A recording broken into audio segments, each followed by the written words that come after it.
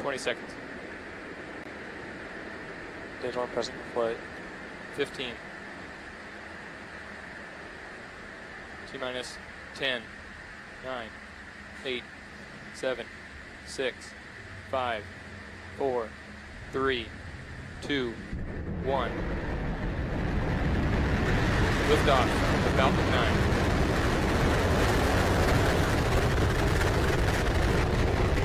Drop AVIRC and GNC proceed to procedure 3.170 for post-launch flight operation. GC, move to section post-launch pad operations to secure the pad on Net A. Moving to post-launch pad operations.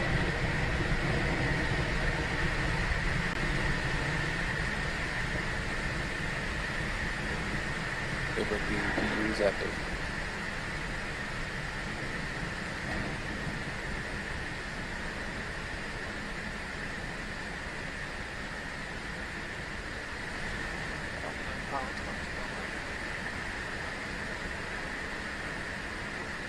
Stage 1 propulsion. Stage 1.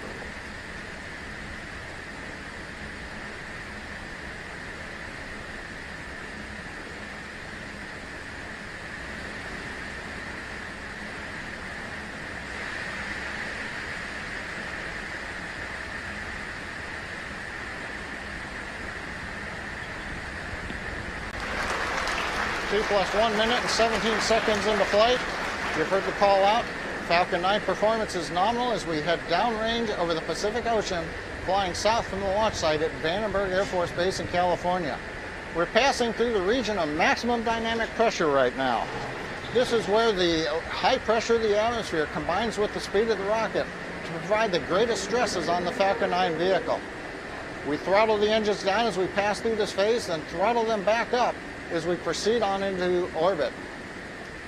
The major activity coming up will be main engine cutoff at T plus 2 minutes and 25 seconds. We'll listen for that, followed shortly after by stage separation and then ignition of the second stage engine.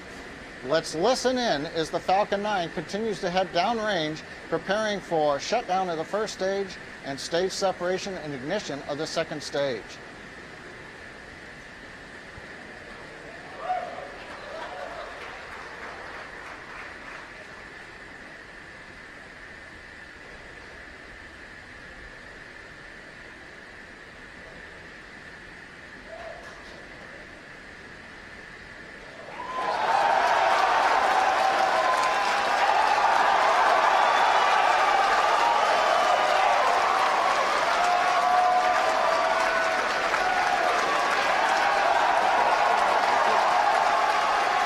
Plus 2 minutes and 48 seconds into flight, we've had successful shutdown separation of the Falcon 9 first stage. The second stage engine is lit. You can see it there. We're coming up on 3 minutes as we head into low Earth orbit. Everything looking good. So as you just heard from John Innsbrucker, it sounds like the Falcon 9 first stage has successfully separated from the second stage, and the second stage engine has successfully ignited. It means we're on our way to orbit. So following that awesome success, there's still a lot more to go. One of the cool things that's about to happen is we are going to begin the recovery operations, or rather the first stage flyback operations. That's going to consist of that flip maneuver where the rocket is moving in one direction and it will actually flip itself over. Then it will light the engines on the back end, and that will begin a boost back burn to bring the first stage back towards the drone ship. Next up, I think we have a re-entry burn, and that'll slow down the rocket from about 2 kilometers per second down to 1 kilometer per second. It's still really fast, but any sort of decrease of energy that you can get in moving that direction is going to be better for decreasing the aerodynamic stresses on the vehicle. And the last and final burn, coming up just a little bit later, is going to be the landing burn. That's when the first stage, right as it gets close to the deck of Just Read the Instructions, slows itself down, opens up its landing legs, and prepares for a soft touchdown on the deck of the autonomous spaceport drone ship. And just to remind you guys, this is an experimental secondary part of this mission today, but obviously something we all get really, really excited about here. But the primary mission is launching these satellites, right? Mm-hmm. I believe we've already separated the fairing, and that's to get rid of the excess weight, the excess mass rather, so that for the same force you can accelerate faster. It's, again, moving at 8 kilometers per second is the final goal to be circling the Earth, which is, again, 10 times the speed of a rifle bullet. As much help as you can get to minimize the amount of mass that you need to accelerate to that speed is better. Yeah, the fairing is kind of like it's just a big windshield for the satellite. Satellites really aren't built to withstand intense aerodynamic forces because they're meant to operate inside the vacuum of space. So what we do is we lose that fairing as soon as we get out of the atmosphere, and that's where we are right now. Yes, and so, look at that. You can see that the first stage grid fins are deployed. Now those grid fins are powered by nitrogen thrusters, and they're used to actually steer and guide the rocket back down to Earth. They're useful both at high speeds when you're moving at very supersonic and again when you're starting to move slower, but not when you're going through the transition of the speed of sound. They become less helpful. All right, we're going to go to John I. We're at T plus 5.5 minutes into the flight. Second stage continuing to head downrange as we go into what will be the first of 2 orbits, the low Earth orbit, followed by a coast phase, then a reignition of the second stage engine later on this morning to get the 10 Iridium satellites into their final orbit. Now currently you can see the nozzle. Well, you can't see the nozzle of the second stage because we're showing you the first stage right now. Grid fins are deployed. We're coming up on the next first stage event, which will be in about 17 seconds, which is beginning of the entry burn, which will then be followed shortly after that by the landing burn. On the right, you can see the second stage engine nozzle. That's currently glowing red. That's typical for the upper stage engine. Everything's looking good right now. Give me a second. Let me see how things are going on the first stage. And we're coming up on the engines. We have boost back burn. You can hear the applause in the background from the SpaceX team gathered around the Mission Control Center as we're watching the 3 Merlin engines on the first stage light, and we have got shutdown for the boost back burn. So currently we're coming up on T plus 7 minutes. Second stage continues to head into orbit. First stage is coming back to the drone ship. Let's go bound to the floor for the landing burn and the entry into orbit of the second stage.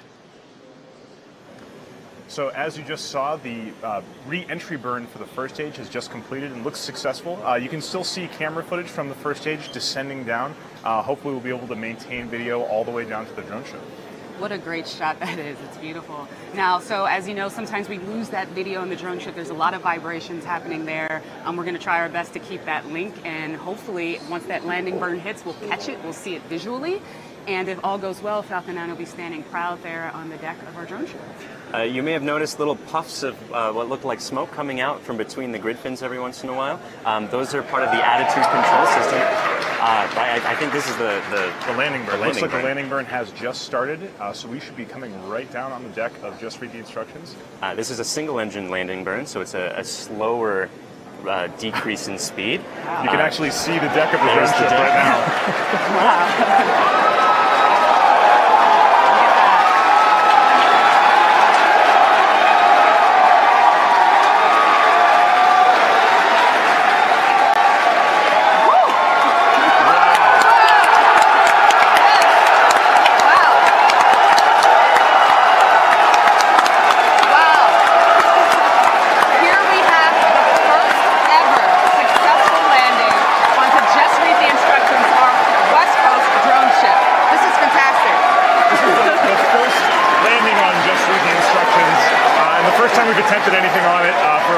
So we're all very happy. Now we have 2 drone ships that have both successfully received first stages. Wow, and we can see it the entire way there. No video cut out, so props to our team for making that work. This is fantastic. Yeah, that's standing right in the center of the X there. What an amazing view. Wow. Now, amidst all the excitement, it's important to remember this is not the primary part of the mission, the Iridium mission. Let's go up to John I to hear what the status of that is. We're at T plus 9 minutes and 14 seconds. And we have just shut down the second stage engine. Falcon 9 second stage carrying 10 Iridium satellites has gone into the parking orbit. You also heard the cheering, and you saw as we actually saw the first stage come all the way back to the drone ship. Didn't have the video dropouts like we've had in the past, so it was an amazing ride with the first stage. For the moment, we're going to pause for a second, give you the view there of the engine while we take a look at how the orbit is for the second stage.